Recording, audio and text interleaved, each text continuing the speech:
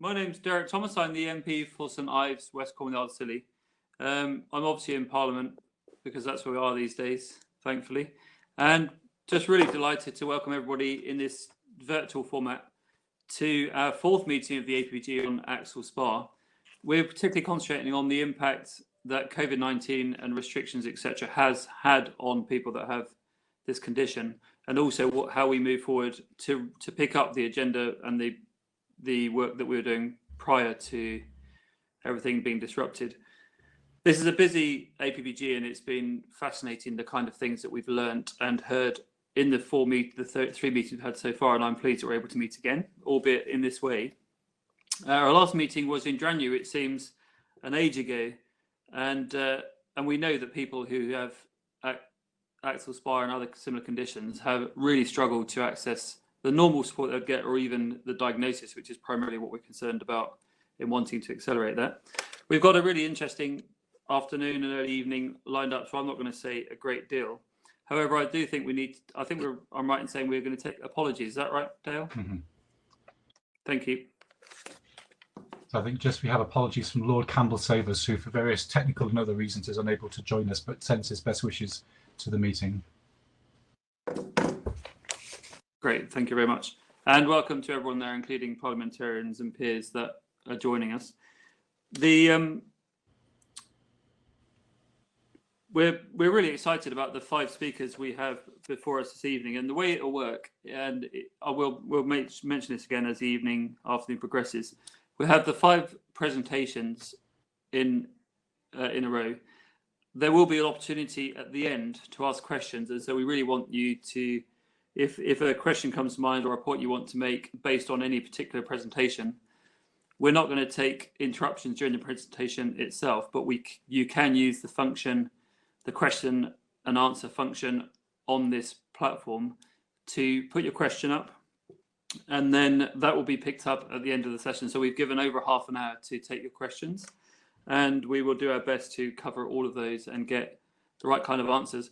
It would help to, when you put your question up, it would help to identify yourself, so exactly how you want us to refer to you, but also to identify who you would like to answer your question if that's necessary. So please do take part in the meeting. Unfortunately, it's not how we'd usually go ahead, but as soon as we can, we'll be back in Parliament and able to meet face to face when it's safe to do so. Can I hand over to Tom Randall, a colleague of mine who joined us in the autumn of last year in the election. Tom, I just wanted to hand over to you to talk briefly about how you're planning to take part in a greater deal of the APPG and your personal experience. Well, thanks, Derek, and good afternoon, everyone. So I'm Tom Randall. I'm the Member of Parliament for Gedling, which is in Nottinghamshire. As you can probably see from the false ceiling tiles above me, I'm in a slightly less glamorous part of the parliamentary state than Derek is at the moment. So I was elected for the first time in December, so I'm sort of new to Parliament, and I joined as a vice chairman of this APPG shortly after my election. But I have had ankylosing spondylitis, as I still call it, for over 20 years. I was diagnosed when I was in my late teens. So I know what it's like to have the condition, and obviously for me, this is an opportunity for me to try and sort of give something back whilst I am in Parliament, to try to work to make life better for other people with AS. And certainly I know, as many of you will have been,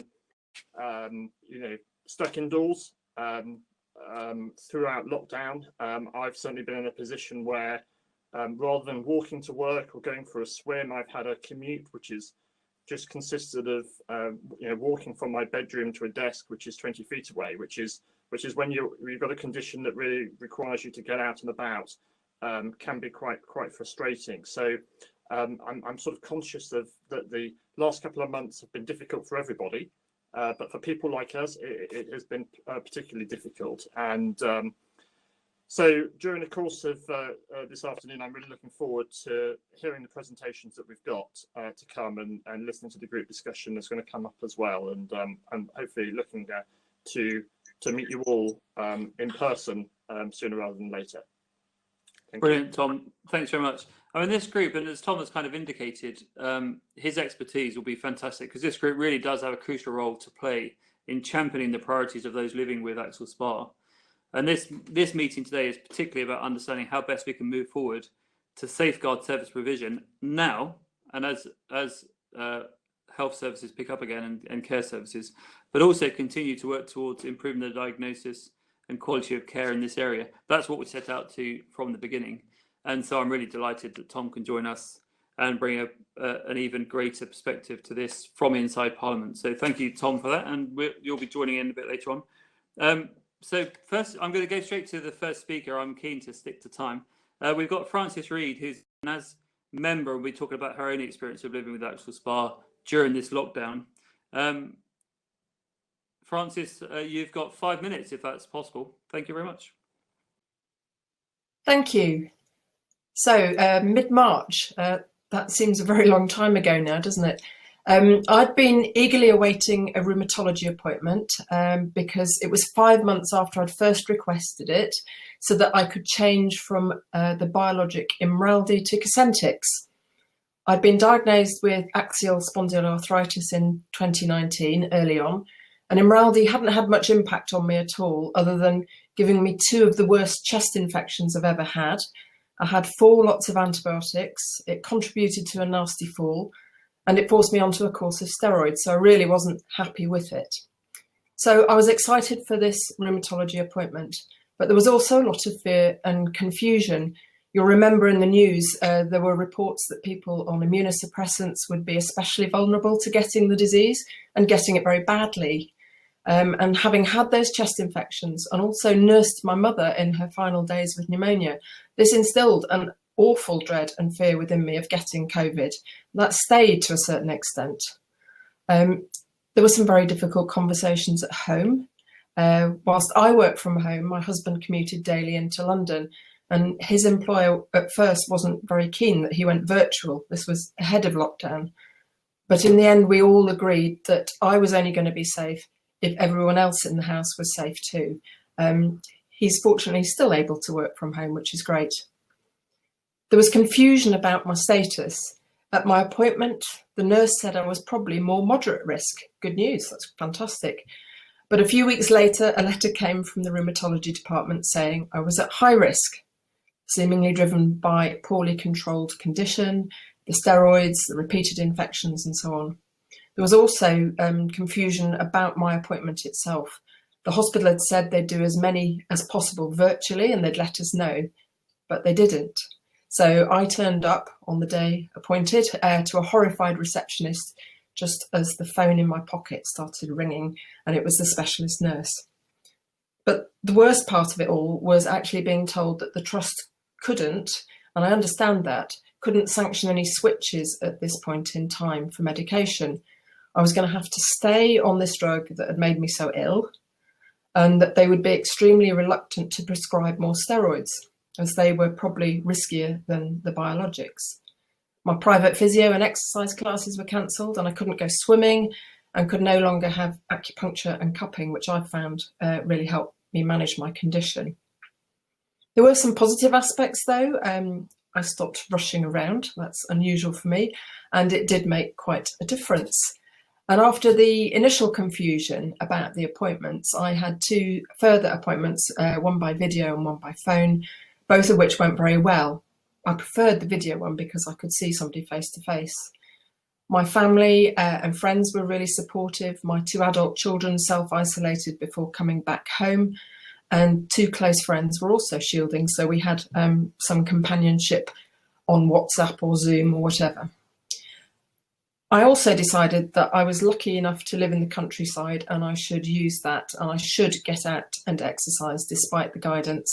It's very easy to do so around here, avoiding lots of other people. I didn't go anywhere else and I didn't see anybody else.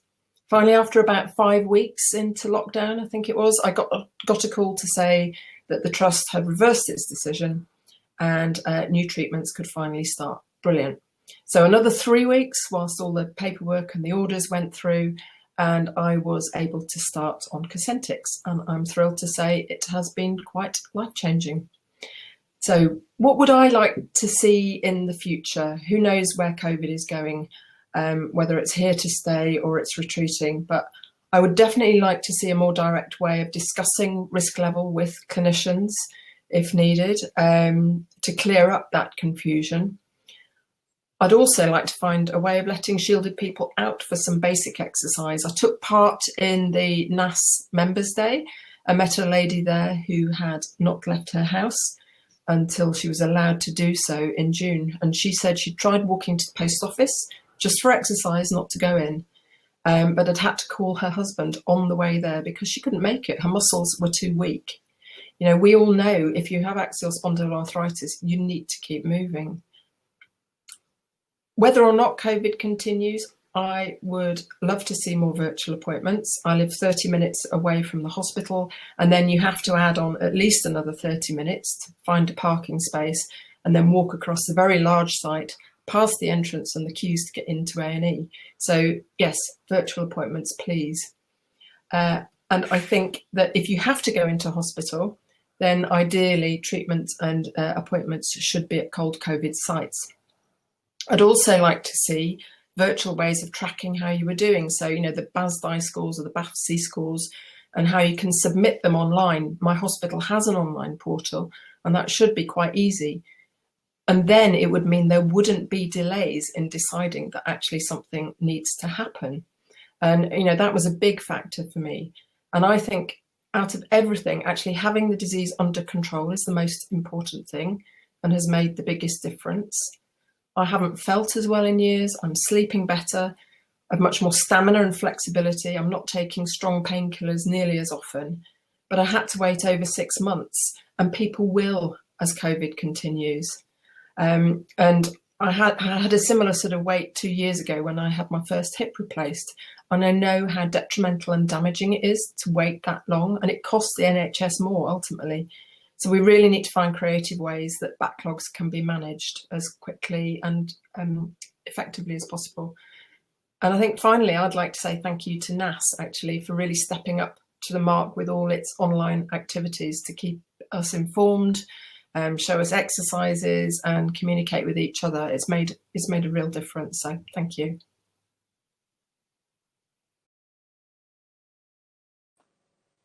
Thank you, Francis. That's brilliant. And I'd like to reiterate what you've said there at the end regarding the work of NAS.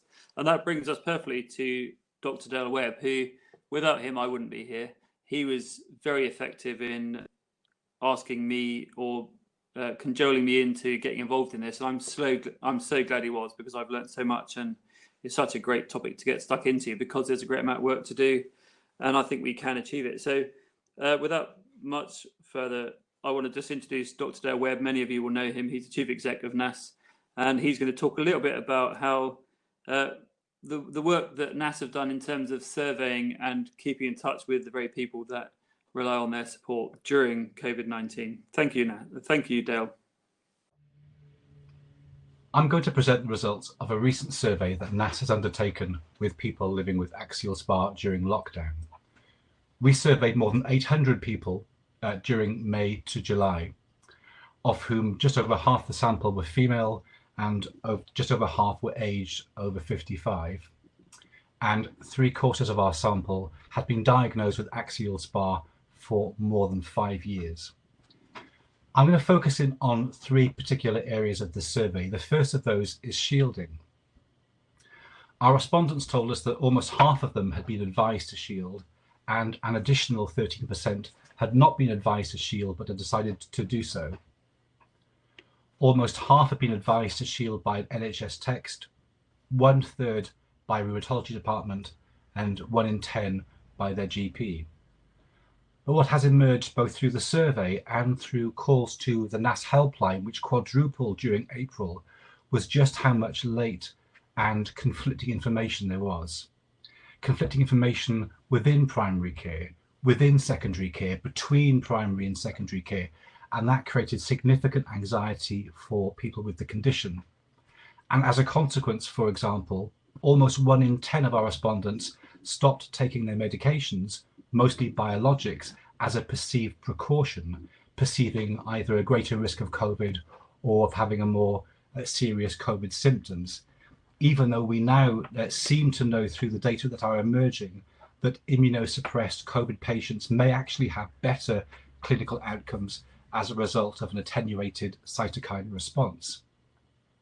But there was real anxiety. To give two examples, I was first instructed not to shield by my rheumatologist at the beginning of March.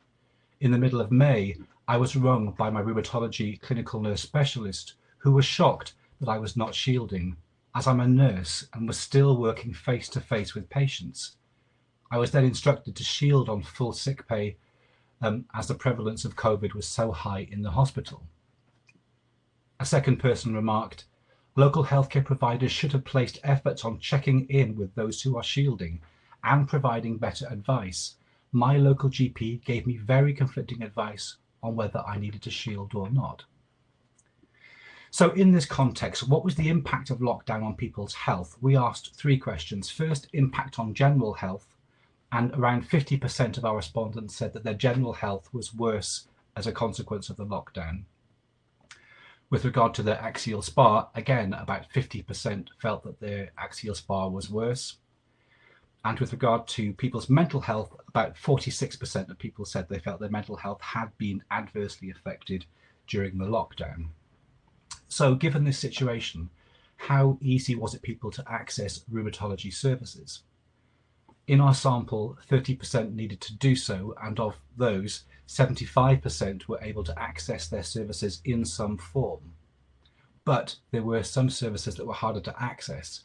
So just over half of those who needed access to blood monitoring tests were not able to do so. And 43% of those in the process of being prescribed a biologic had that delayed. We asked people what aspects of care were available during lockdown, what channels, and unsurprisingly, only 9% had access to face-to-face appointments, but many departments kept their rheumatology helplines open or providing email inquiries or other form of provision. We asked people whether they were satisfied with that service provision, and the overall message is that people understood the unprecedented nature of COVID. So half of our sample were satisfied with the service access, 1 in 5 weren't, but about 30% really had no strong preference either way.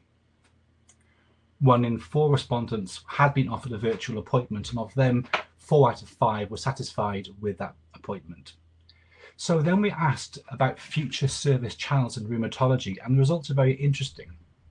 For example, with consultants, although predominantly people prefer face-to-face appointment, 4 out of 5 would be happy to have an online appointment.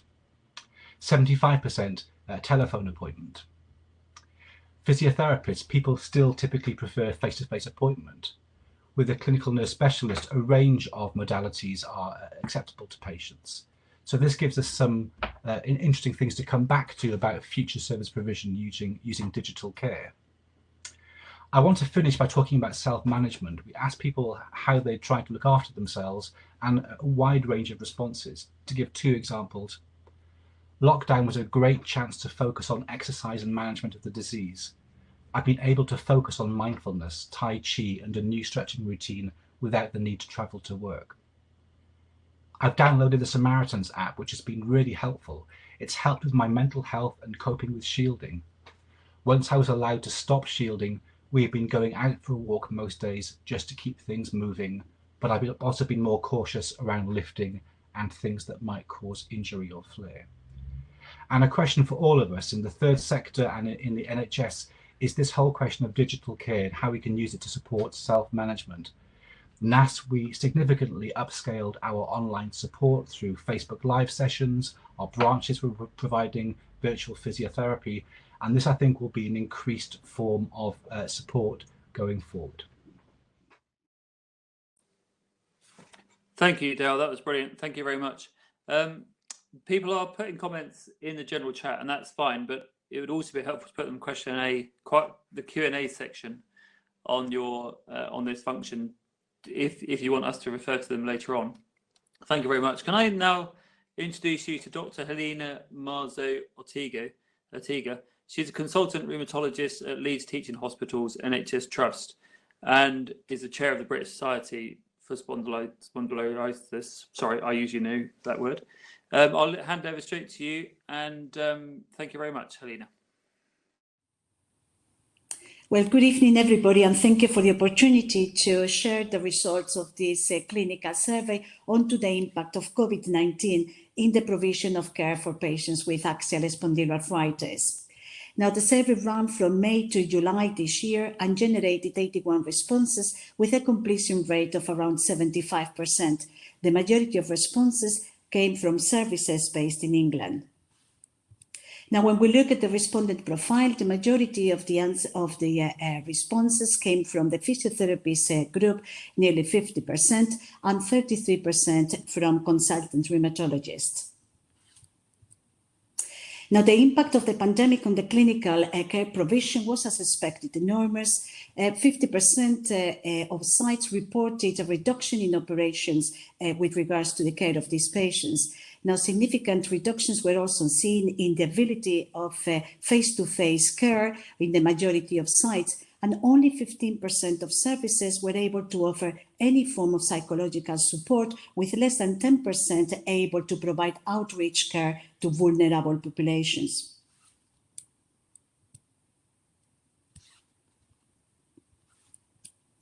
So the impact of the pandemic on clinical provision was seen all across. 80% of sites reported being able to provide some sort of flare management, and some within those, nearly 70% were able to help with medication review. However, provision of new diagnosis or even infusion therapy services was vastly reduced. Now, when we look at remote and digital care, these are probably the good news in the pandemic, as there was a significant increase in availability of remote care seen, with 95% of services being able to offer telephone appointments and 80% being able to provide access to rheumatology helpline. However, there was variability of care provision. 2/3 of services were able to provide some sort of virtual flare management, but only 50% could prescribe new medication digitally. And overall, nearly only half of the services reported having the necessary skills in place to successfully be able to deliver digital care.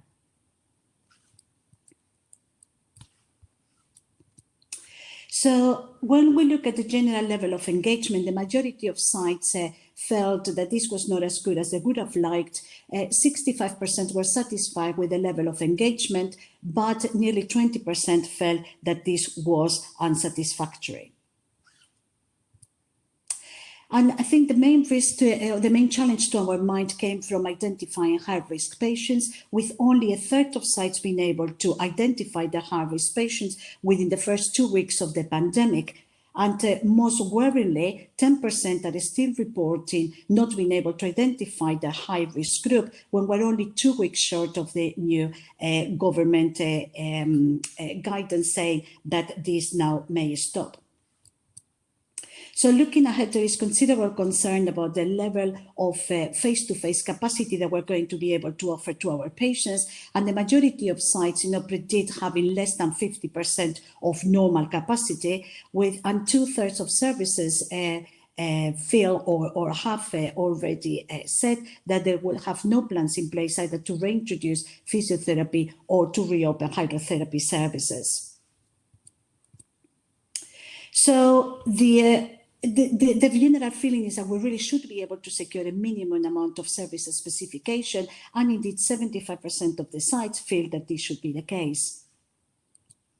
So the key priorities that are coming from this survey is the need to upskill digital provision. Now, we need to embed good digital practice as widely as possible to ensure that gaps in IT infrastructure and staff skills are addressed throughout the country.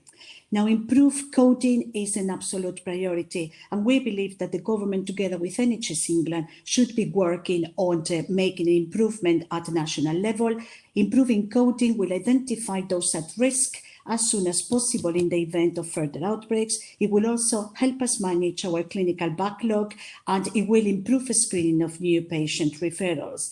Now, this, together with the creation of minimum services specifications, which could be built in already existing nice quality standards, would help address and work towards reducing delay in diagnosis, which still remains a huge priority for patients in this country.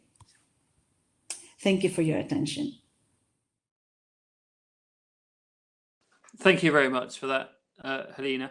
So we're moving now to Sue Brown, who's the Chief Executive of the Arthritis and Musculoskeletal Alliance.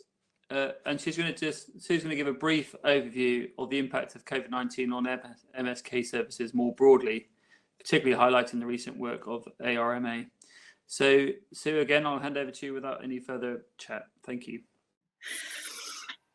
Hello, I'm Sue Brown and I'm the Chief Executive of the Arthritis and Musculoskeletal Alliance, ARMA.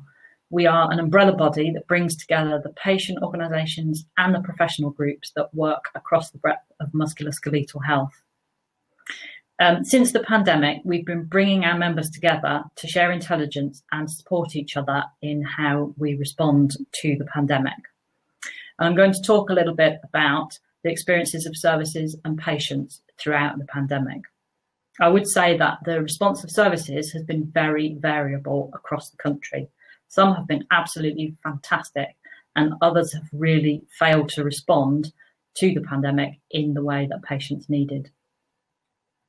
So the first reaction of patients when this all began was to be full of questions. Am I at risk? Should I be shielding? If it's my medication putting me at risk, should I stop taking it? They really needed advice.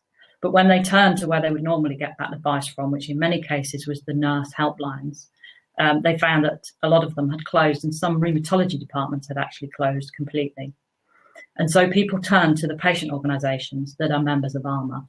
And they saw a really big increase in calls to their helplines, anything from 2 to, in one case, 10-fold increase in calls. And I think that highlights something that ARMA has always been very keen to press, is the importance of having strong patient organisations.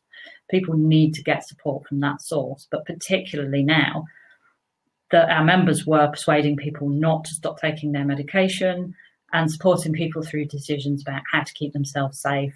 Should they be shielding? What does that mean? At the initial stages, there was a real fear of accessing services.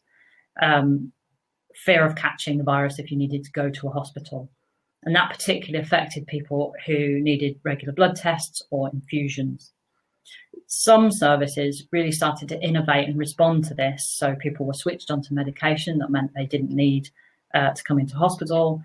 One area set up a drive-through pharmacy so that people could pick up their medication without having to come inside.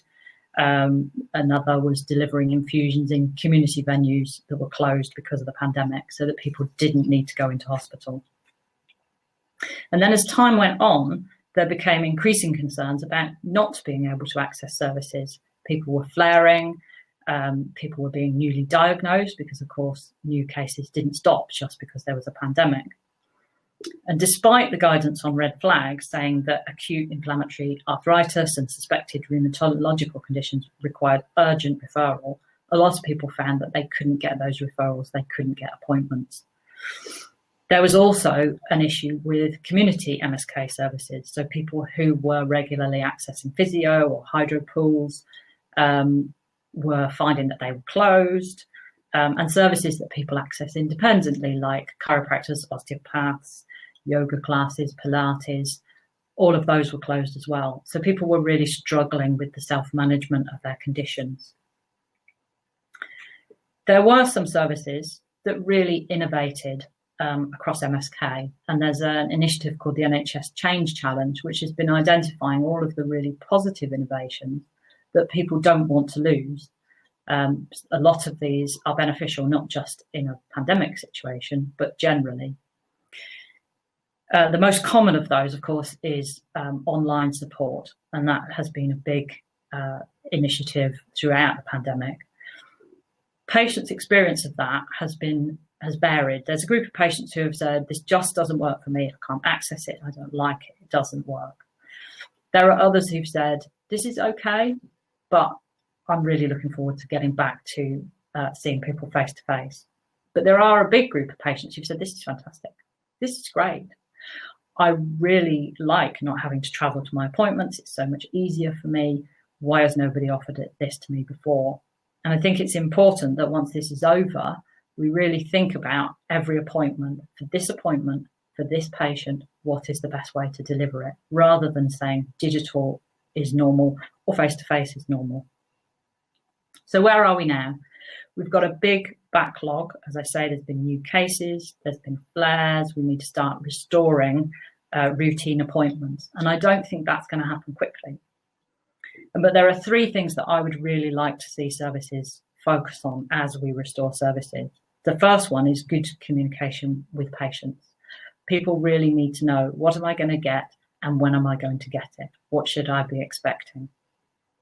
The second is we need to make sure that we catch up really efficiently, that patients are seen by the right person at the right time, as far as possible, so that we're not wasting resources. And then finally, as I say, we really need to not lose the innovations that have been developed, that have been really beneficial for patients. Thank you very much. So now we have about 30 minutes, just under 30 minutes to take questions. But I do want to start with Tom Randall, who we heard from earlier. So Tom, straight over to you, if that's okay. There we go. Yeah, thanks, Noah, and thanks to the speakers for some great presentations. My first question, I guess, first of all, to Andrew, but I'd also open up to the other speakers as well, is that you've got Derek and I on this chat with, I know, other members of Parliament in the audience as well. So from your perspective, how can we, as members of Parliament, help you to support your role? Aside from the challenge of getting used to this new technology, I guess one of the positives that has come out of this, really challenging experience is that in the MSK world there has been a degree of alignment, a significant alignment around a shared focus across stakeholders, not only intrinsically within the arm's length bodies and working closely with NHS England, but also with our colleagues within the professional bodies and charities and things like that. And that alignment has been great, and it's enabled us to act in sort of a task and finish way, an advice and guidance way, very quickly. I think what we need to do now is maintain that alignment and develop that alignment, working with our political colleagues to meet these challenges moving forward, and build upon that. And as further challenges arise and questions arise as we move forward in this restoration plan, we maintain and extend that collaborative approach.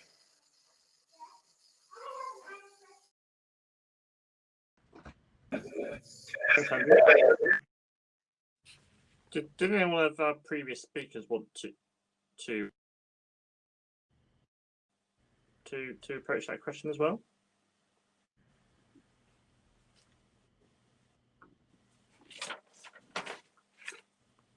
I'll send you all into silence. Tom, maybe I'll come in. I think one of the issues which is emerging both for patients and certainly in my conversation with clinicians is around NHS coding systems and whether we need to place pressure appropriately. And great that Helena's joined. I know Helena's been very exercised by this whole issue that she can't even identify high-risk patients. Helena, do you want to come in on that point? Yes, thank you, Dave. Can you hear me? Yeah. So, I mean, I think that as you've rightly said, the coding has been a huge issue for us. So I think it's easy to underestimate the amazing impact that shielding has had on patients. I mean, if you think about people who have to live with chronic conditions, who already have difficulties with their mobility and with their ability to work or to get out of the house on a daily basis, and then they've been asked to remain indoors for nearly 4 months. I mean, it was only today that I had one of our youngest patients, he's 30-something, coming to see us. He was coming for one of his infusions. He has been shielding for over 4 months with 3 small children. Now, the family has been through so much hardship that it's absolutely incredible to think that they've been able to survive this far. And they are at the moment receiving psychological support, all of them. Now, this is just one of the examples, that we have encountered. When the lockdown measures came on, we started to get hold of our patients very rapidly to try and provide some clarity government guidance meant for them. Of course, one size doesn't fit all ever, but in this particular condition, definitely never. And it was really difficult, to adapt to the changing guidance and to be able to provide our patients with reassurance. I think initially it's fair to say that we were expecting that, this list that the government was going to provide was definitely going to be provided for. So we concentrated on the top risk group, and we expected that everybody else would be contacted. And then we realized very soon, within 2 to 3 weeks, that this was not happening. And I think what this has highlighted is the amazing work that needs to be done with IT system throughout the NHS. I think the IT story has definitely been the biggest outcome of this pandemic. We have tried as much as we have been able to keep our patients' diseases under control. We knew from very early on, we didn't need the government to tell us how to treat our patients. Our advice from day one was, don't stop your treatment. We are going to try to avoid giving you steroids, and we're going to try to keep you as well as possible. And people really got the message, and people have done very well. Data coming not only from the UK, but worldwide suggests that, incredibly enough, our patients, rheumatology patients in general, have done really well on the pandemic. And the reason for that is because their disease has been really well controlled. But I think where we have failed is in being able to communicate the right message across. And other specialties have suffered much more as a result of this. I mean, I think going forward, there are a lot of positives that we can learn from.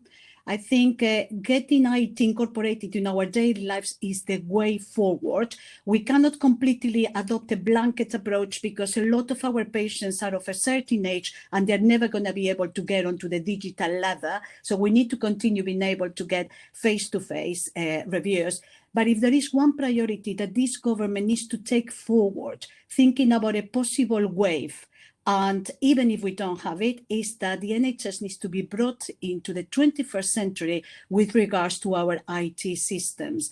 And being able to code and to have a way of identifying patients is an absolute priority. At the moment, none of us anywhere in the country can tell how many patients we have in our books or what treatments are they on. And the amount of money and effort that goes down the drain because of this lack of knowledge is extremely, extremely significant. So if one single point needs to be taken is this should be a priority for the government. Thank you so much, Elaine. I think you've expressed that in a very compelling, cogent way. Wonderful. Thank you very much. We've lost Derek for a moment. He's having some problems accessing the audio. So we'll just now look at some of the questions that you've been posing. And the most highly voted question so far comes from Paul Hillman in Southampton, who asks about hydrotherapy and the fact that hydrotherapy services are threatened. I might tackle this first, then possibly bring Claire Jeffries to the stage. Hydrotherapy services are often an easy target within NHS trusts for cuts in services. Our original plan for meeting 4 was actually going to be physiotherapy and hydrotherapy. That will now be our next meeting, I promise you, Paul, and we'll have a very close look at that. In the context of COVID, I know at the moment hydrotherapy pools are still closed, and I think we're some way off from those being able to open. I don't know whether if either Andy or Helena wants to address that first. If not, I might ask Claire to address it. I don't know whether Andrew has something to say here about hydrotherapy. Yeah, I'm quite happy to answer that somewhat. You know, hydrotherapy is a very useful tool to help facilitate the self-management of these diseases. Even prior to the pandemic, of course, we have a limited hydrotherapy resource. Not all hospitals have one, but it's something that a lot of physiotherapy departments had. As we have segmented down our services to deal with the dual challenges of managing a surge and also maintaining capacity for urgent and emergent conditions, we've had to rehab at large. We've had to segment down and try and facilitate self-management. Now that's quite difficult when self-management involves hydrotherapy because for obvious reasons. We're trying to open up community services and physiotherapy services, but we have to do that within the constraints of the infection control issues. and within the constraints of PPE and resource availability, and also the constraints of government guidance with regard to what we can open and can't. So I think, you know, in the medium to long term, they are resources that we need to advocate for, but there are a lot of constraints that are going to delay opening up those resources in the short to medium term. So what we need is we need to provide support external to what we've got to try and enable self-management strategies at home using the resources available now. Wonderful, thank you very much. I'm going to move on. Can I suggest for a moment if we could just excuse Francis and Helena and Andrew from the stage? And I want to bring up some other speakers in a moment. I think the next two questions we can address together around some of the survey results. I want to now explore this whole question of digital and online care, which has been brought to the fore during the pandemic. I'd like to invite to the stage three people, if I may, please. So Dr. Anthony Chan, Dr. Lisa Dunkley, and also Zoe Clark. I know all three of you have been working hard to pilot digital care in various forms during the pandemic. So if we can maybe get you onto the stage. I haven't, there we go, without planning this, I just thought you might have some very interesting perspectives to share on this. We've got Anthony and Zoe, and hopefully Lisa will join us shortly. Tony, from Reading's perspective, what would you say have been the opportunities and the challenges of introducing digital care during the pandemic? So we've had a very positive experience. I think there were two issues. One was that with the risk of infection, so patients were cautious about coming to hospital, and secondly, there was more clinician uptake as well, since that we couldn't see patients face to face. So there was both a clinician and patient understanding that this was probably the best thing we could do in a difficult situation, but it also allowed us the opportunity to test our digital systems. And so now as face-to-face recurs, comes back, we have moved to a situation where the new normal would be, we'll be able to offer patients telephone, face-to-face or virtual, depending on their clinical need and their clinical choice. To some patients, this might be very convenient, but to others, we do still need face-to-face. So the pandemic has taught us that we can now be more flexible in our opportunity to offer patients a variety of different types of clinics. We call these hybrid clinics now, where we kind of run them and we deconstruct the old rigid templates where the only way we could interact with you is face-to-face, which then lends itself to a very long waiting list.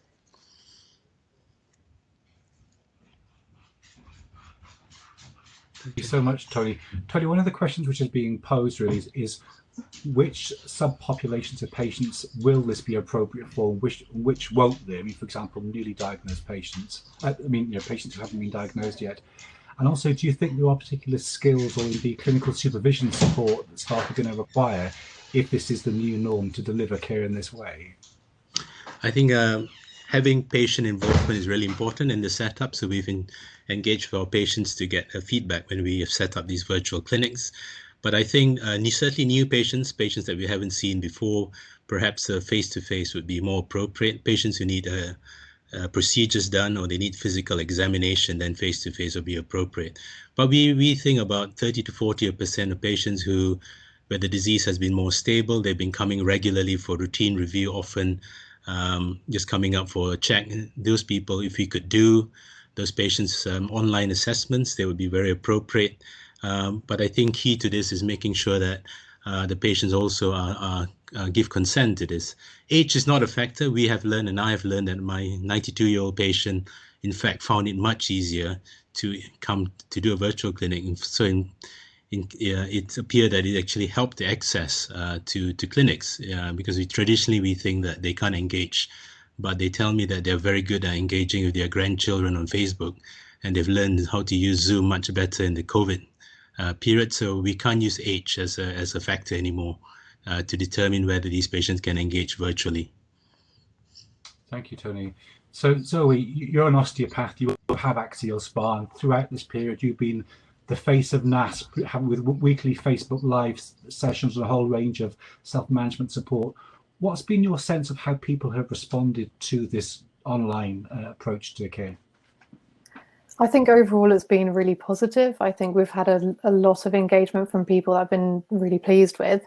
I think it's also helped kind of open the dialogue and actually identify areas where there's probably been less support previously. So I think quite commonly in rheumatology services, once you're diagnosed and on a treatment plan, you know, you maintain quite stably and you're kind of pretty much left to it. Whereas actually, I think there's a big opportunity to be doing a lot of the self-management resources virtually. So like with the NAS branches and like with what we're providing through the Facebook Lives, but also through the rheumatology physiotherapists, to have the option of more virtual clinics and perhaps group sessions, I think is a really big opportunity to actually help people with long-term management and get people exercising more and understanding how accessible it really is.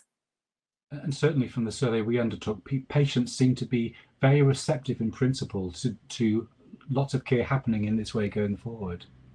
Absolutely, yeah.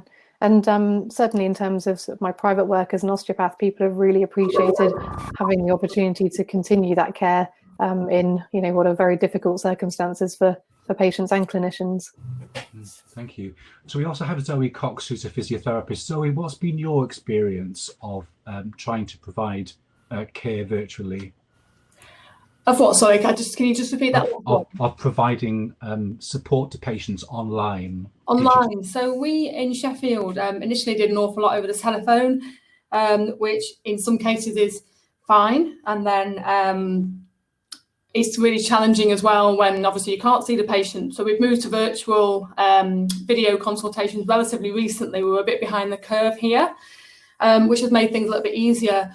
But I run an ESP clinic as well, and actually I've been seeing a few more of my patients face to face. So I've been doing a real mix. So I can see some real benefits, because obviously we've got to think about minimising the length of time people are in the department for. So if you can do a telephone consultation as a first appointment to get a lot of information from someone first off, it minimises you having to do that when they're in your department. So I think there's benefits there. From a virtual point of view, we've learnt loads. Again, we've had lots of feedback from our patients that they don't want to drive and pay and wait and take time off work. And many of them would really appreciate a virtual appointment as their follow-up appointments, you know. So we've had a lot of feedback that a lot of patients have found that to be something that they would like to see going forward. And we will definitely change our service now to reflect that. I wanted to ask you, do you think there are some kinds of patients who might find it harder to have online appointments? What, certain types of patients? Yes, yeah. I mean, we have, depending on whether they're tech savvy or not, there's some people just do not want to do webcams. They don't want to do a virtual appointment. They don't want you in their home. You know, it just depends on them personally. We've got a big young cohort of patients. We run an adolescent service here as well. They tend to be a little bit happier with it. But even so, you've also got the fact that most of those younger patients sometimes will bring someone with them to their appointments. So you have to deal with having other people in the same appointment. So parents or friends, sometimes that they want to be there, not so much friends at this moment in time, obviously, but parents or relatives that they would normally bring to an appointment that they now, they now have to sort of deal with having the same appointment with them present. So things like that have been a bit difficult. For Francis back onto the stage. And Derek's return. This is wonderful. Can we bring Francis Reed back onto the stage? Is that possible? Well, the problem is I'm on an iPad, which doesn't really help. I can do, but it gives me the option under. Okay, can we bring Francis Reed back onto the stage if she's available?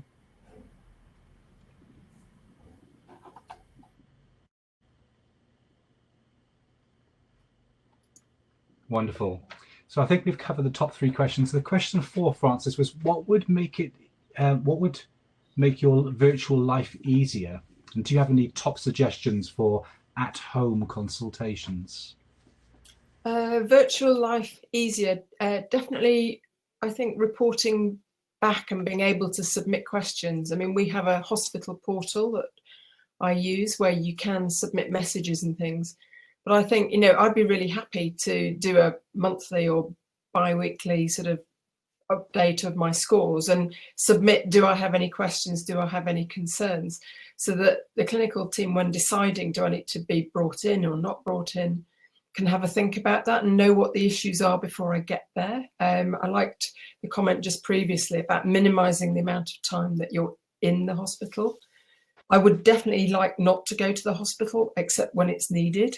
Though the good thing about going to the hospital is people giving you information, handing you leaflets and things. So you'd have to remember that we would need to be sent stuff electronically, have access to those sort of resources online.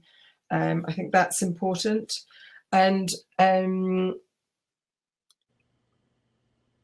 I think video, I would definitely prefer video. I mean, I've had quite a few telephone consultations, but a video appointment where people can actually see you move. I don't know everything about my condition.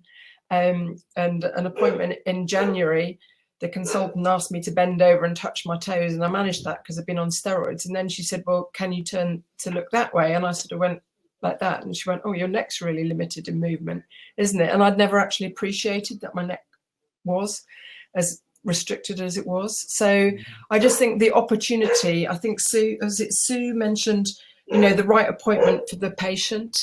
Some people will be different, and it will be different each time. And apologies for my dog. Don't worry. Well, perhaps at this stage, I can bring Claire Jeffries onto the stage as well, if that's possible, because Claire, you've asked a question which relates in part to what Francis just said about BSR outcome measurement tool, so we can do online measurements for patients. Claire, could you say a little bit about what's behind that for you and how important that could be in future care to patients? Yeah, thanks, Dale. In my area of work, we're still quite archaic, predominantly because I'm a bit of an IT phobe, and since Covid-19, every day is an IT learning day for most of us in healthcare. So we are getting there, but we're still stuck with paper-based outcome measures for our patients, and we've always had a bit of pushback from our trust about to get an IT electronic system to interface with our NHS IT services in terms of the firewalls that we have within our trust. And so for me, I think one of the really important things is how I can get some sort of IT system in place that allows my patients to do their outcome measures ready for a virtual consultation. Because I totally agree. In my area, we've got 2 outlying clinics that we now could do virtually, because patients never liked coming to our main hospital site anyway, but they certainly don't want to at the moment. And so to have a good IT system that allows them to do their outcome measures, I think would be invaluable for our service. Wonderful, thank you, Claire. And on that same theme of IT, there's a question from Nick Clark. Actually, can we bring Nick onto the stage too? It seems a very interesting question. Has there been consideration to accelerate innovative technology to help risk stratify patient waiting lists to look at those who are most vulnerable? Can we bring Nick to the stage, perhaps to say a bit more? Hi, Nick. Can you say a bit more about what's behind your question? Yeah, of course. Can you hear me okay? Mm-hmm. Great. Thanks, Dale. Thanks to Derek as well for facilitating the session so far. It's been really interesting. So I'm a trustee of NAS, and I also work in health tech and health innovation. And there are a number of innovative technologies that are being piloted currently with regards to supporting healthcare services to risk stratify, and then to use that correlated data to then ensure there's a fair and transparent process of bringing in and seeing people, or at least consulting with those people who are most risk or most vulnerable, especially during times such as this and with ever growing waiting lists. So I just wondered if any sites, services, trusts had been considering the use of some of these technologies, or if the COVID-19 pandemic has actually accelerated the use of them at all.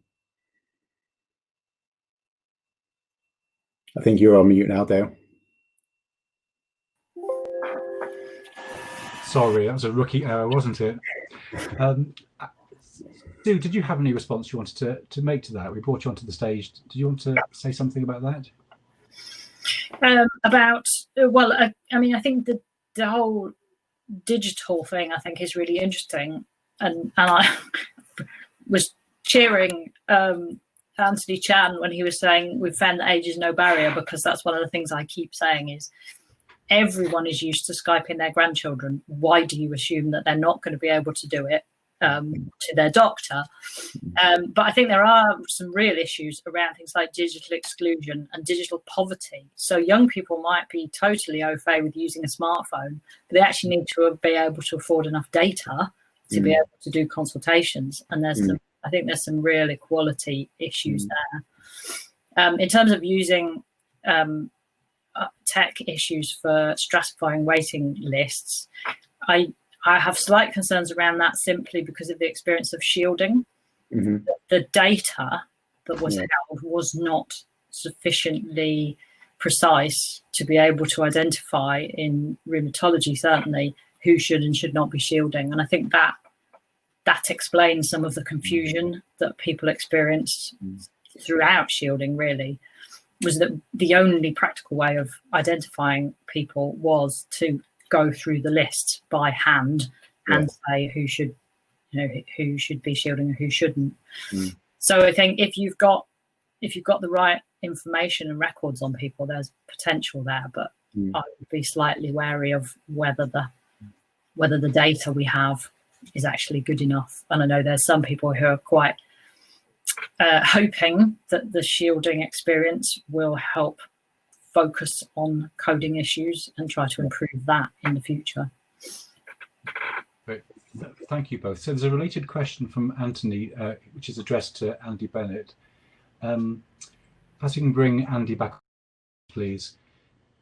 So the question from Anthony Chan is, now we are moving into the recovery phase, how are we managing MSK patients on the waiting list for clinics or diagnostics? Are we using triage or online assessments?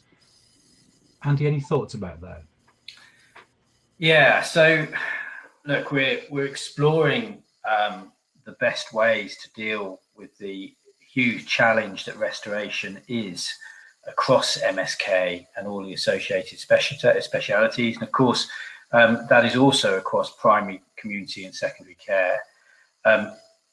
In particular, we're looking at utilising shared decision-making approaches with regard to that, and we're in progress at looking at developing resources to enable that. And we're looking at a hybrid in terms of access. You know, we've got a lot of chat about digital care, digital virtual access, and we've got to embrace that. Very valid comments earlier. We've still, there is a place for face-to-face and there's still a place for telephone, and essentially a shared decision-making process between clinicians and patients about what is the best fit is the way we need to approach that. Is there any definitive, this is what we must do coming out yet? No, there isn't. What we need to do is enable local leads, local clinicians to make the best use of the resources available within the demographic they have, to make those decisions and to work out the best ways to arrange that access. Thank you, Andy. I'm going to just see if we can take a couple more questions, then we'll try and summarize the conversation so far.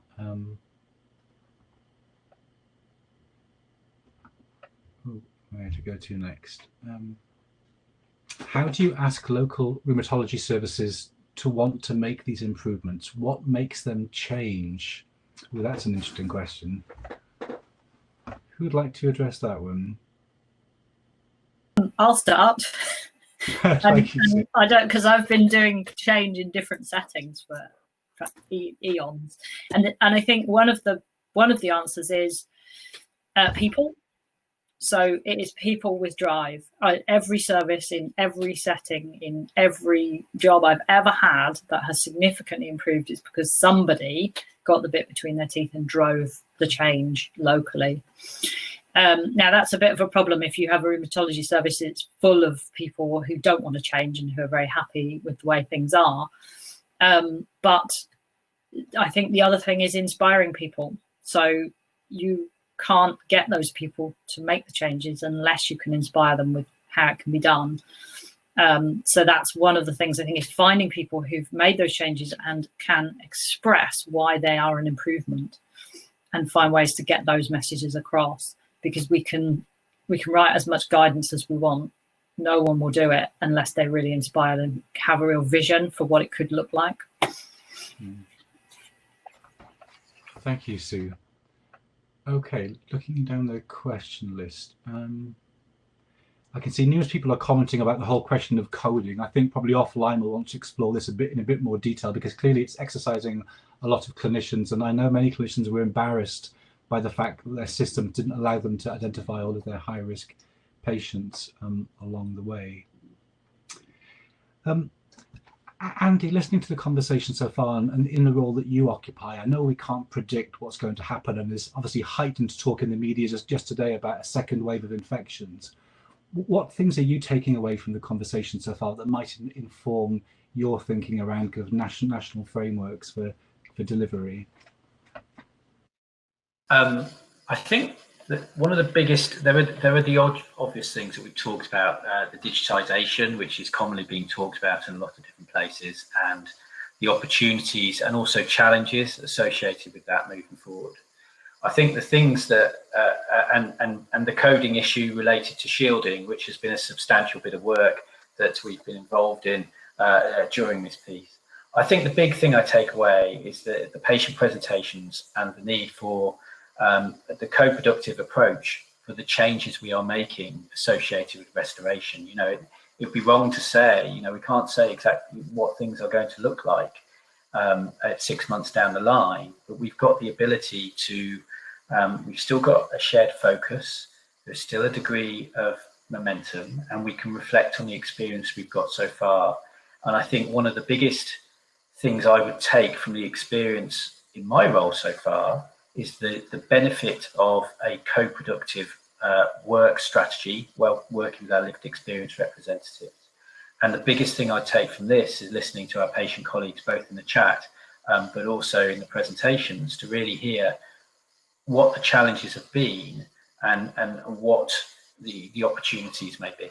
And I think that is very like to take forward as NCD, is this co-productive approach to the challenge we have ahead of us.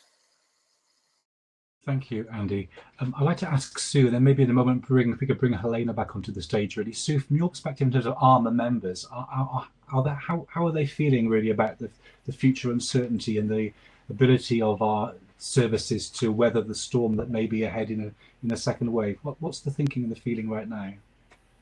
In terms of ARMA members, I'm not sure that people have got that far in terms of thinking about second waves. I certainly, thinking about going through what we went through in March, April again, I think probably terrifies everybody. And if it doesn't, then it probably should.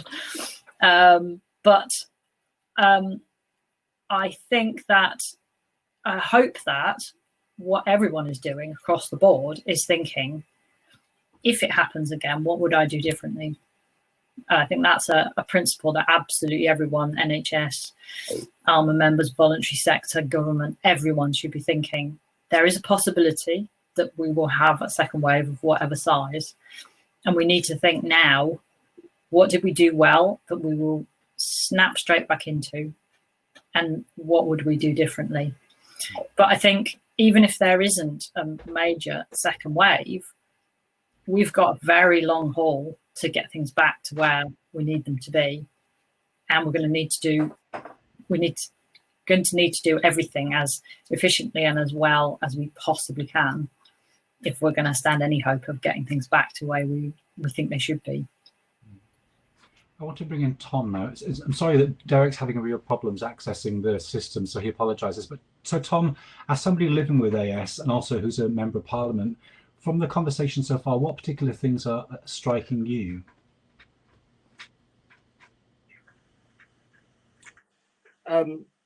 Well, I think first of all, it's great to know that you're not alone, and that's one of those things, you know. And I hope I'm not alone in saying this. That when you've got a condition like this, it's, you know, you sort of feel that you're, you know, it's a common condition, but it's not a universal one. And it's nice to sort of hear that, you know, to sort of to hear the other experiences. I think is in some ways reassuring. But yeah, it's interesting to sort of, obviously as an MP, I get casework, and over the course of the last few months, I've had lots of cases which have been around the sort of coronavirus issues, and I've been talking to local hospitals in a sort of very general way. So it's been very interesting to listen to this more sort of specific sector stuff and hear how it does sort of tally with what I've been hearing more generally.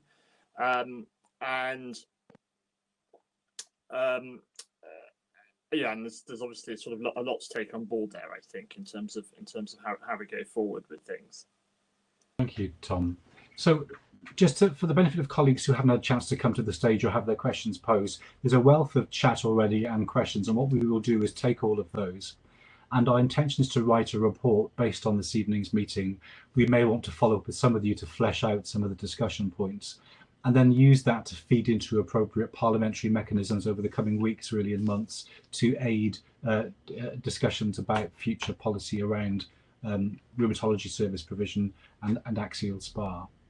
So I want to just draw this part of the meeting to a close. Perhaps we can release Andy, Francis and Sue back to their seats, as it were, in our virtual conference room, and move on to the final part of the meeting, which is, for me, is a particularly exciting part of the meeting. So those of you who attended meetings before will recall that at our meeting in January, Dr. Sengupta made a presentation on a proposal from him, myself and Professor Gavney to develop a gold standard time to diagnosis in Axial SpA of 1 year. Well, since that time, we've been working to develop that proposal further, and along with the proposal itself, a plan to create a national implementation plan over the next 4 years.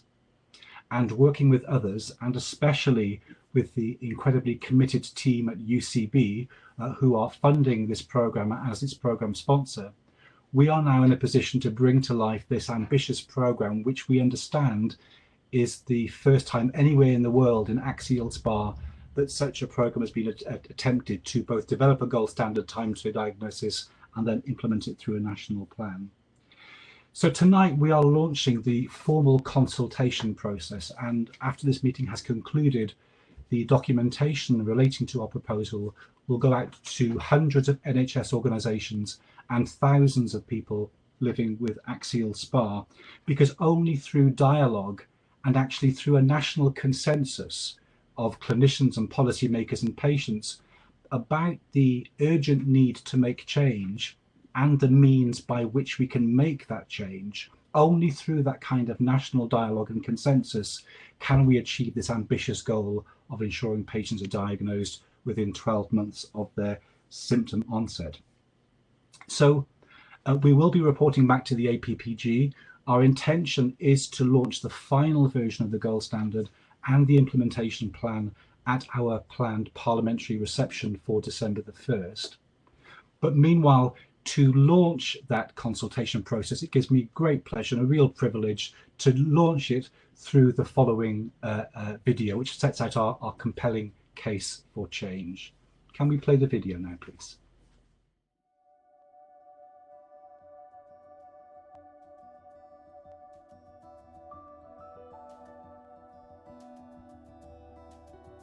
Did you know it takes an average 8.5 years for someone with axial spondyloarthritis to receive a diagnosis? Symptoms start when a person is in their late teens or early 20s, and while these young people wait, many are robbed of the chance to socialise, establish careers, form relationships, start families. We want to change that so that no one is locked out of life because of a delay in getting their diagnosis.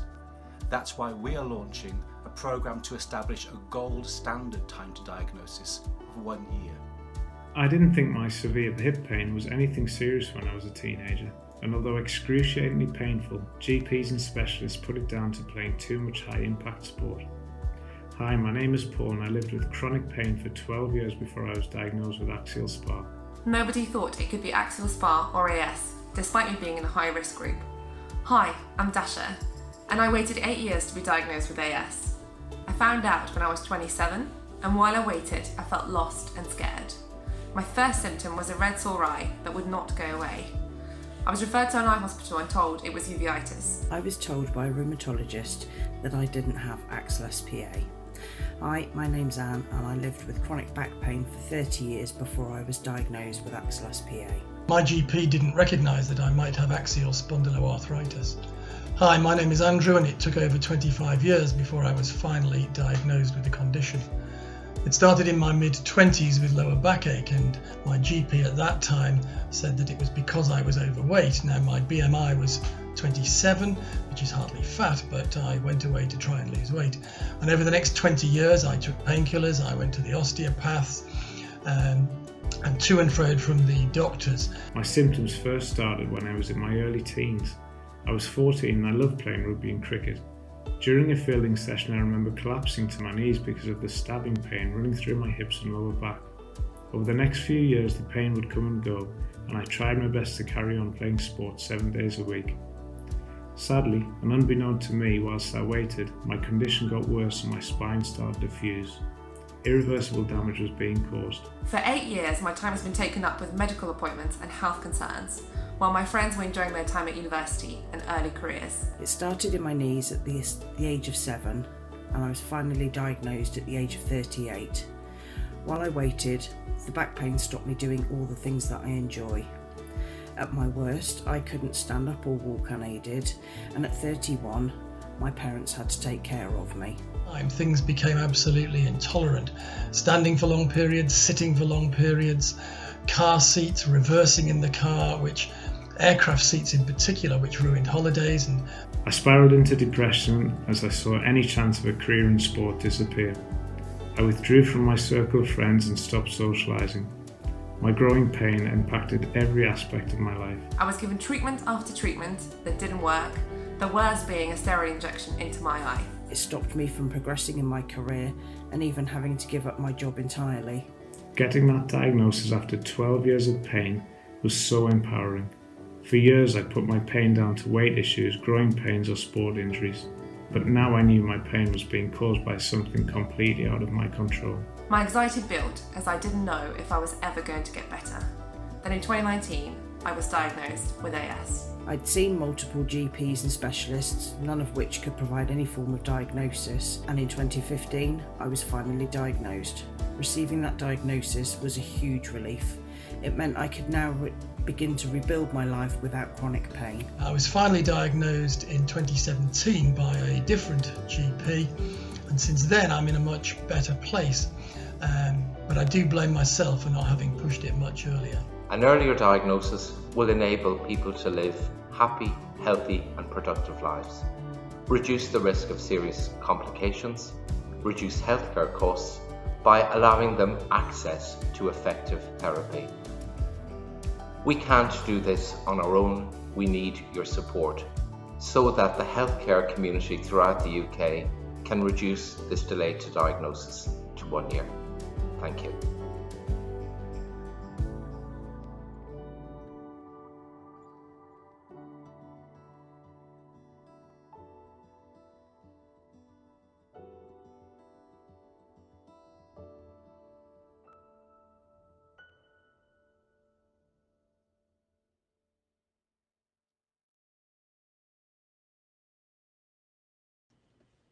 Well, thank you so much. I think that compelling video really does make the case so clearly why we need to work together and create some consensus nationally and pool our efforts to create this new gold standard of 1 year time to diagnosis. So thank you to all of the contributors who were so candid with their stories about their experiences.